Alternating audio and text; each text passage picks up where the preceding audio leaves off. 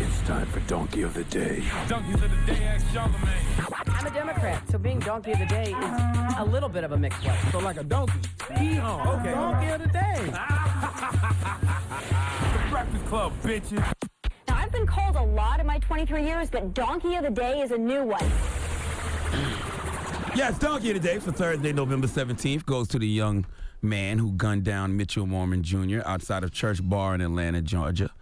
Two things here. One, I tell you people all the time, when you do or say something to someone, you can't tell them how to react. So if you don't want to deal with all the consequences and repercussions that could come with offending someone, leave people alone.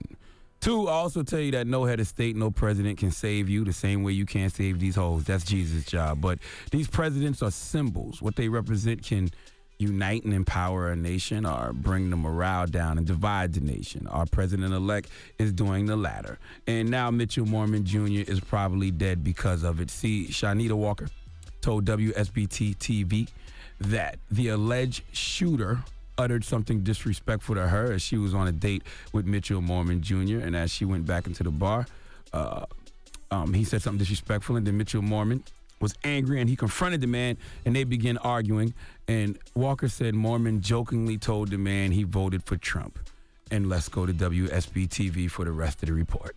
Police are searching for a suspect who murdered a father of three outside of a bar. My son did not deserve to die. He was a loving person, full of life. Mormon's mom and dad say the 32-year-old was father of three young kids. He was out celebrating a new job when he was shot and killed. Well, he was looking for avenues to support his children, and that's because he's a loving father. A woman was also shot outside the bar at the busy corner of Edgewood and Boulevard, less than a block from the King Center. She survived, but Mormon was killed. A person that would shoot somebody down like that in the street don't need to be out. I can't believe my baby's gone.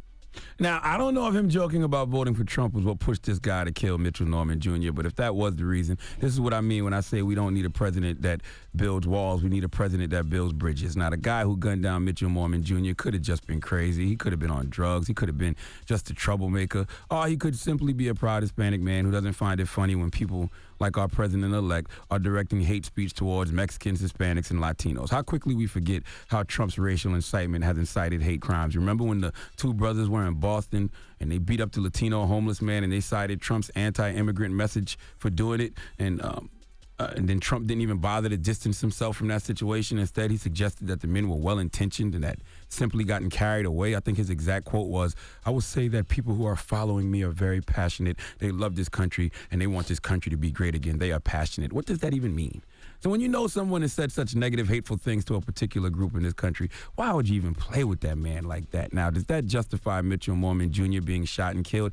Absolutely not. But once again, you can't tell someone how to react when they are offended. But we can call them stupid for their reaction. And killing a man because they support Donald Trump, choking or otherwise, is stupid. You can't let the devil win like that. You can't let the devil get the best of you. And you must always remember to never take offense, because that which offends you only weakens you and creates the same negative energy that offended you in the first place. How many times do I have to tell y'all one of the four agreements? Okay?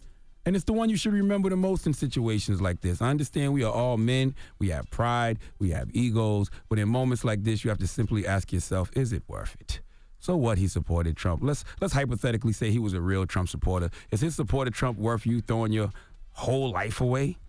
Huh? Absolutely not. To me, Trump supporters are terrible decision makers. They simply make poor choices in life. So this guy who killed Mitchell Mormon Jr. took offense to that, and he decided to make a poor choice too. What did I just say? Don't take offense, because when you take offense, you create the same negative energy that offended you in the first place. Poor choices beget more poor choices. Now this guy is going to spend the rest of his life in jail simply because of a poor choice. Mitchell joked about being a Trump supporter. You could have given him a nice middle finger. Could have screamed, "Kiss my ass." Hell, even a punch in the face is better than what you chose to do. But who am I to tell someone how to react to what offended them? I can't tell you how to react, but I damn sure can give you a donkey for how you reacted. Please give the killer of Mitchell Mormon Jr. the biggest hee-haw, please. And anyone with information regarding the shooting is asked to call the Atlanta police Homicide Unit at Homicide. It's homicide. I tried to pronounce it right too. See. what You is saw wrong me with right. you? Did you see how I looked? I tried to pronounce It's it always right. the opposite of what you think it is. Yes. So it's homicide. There you go.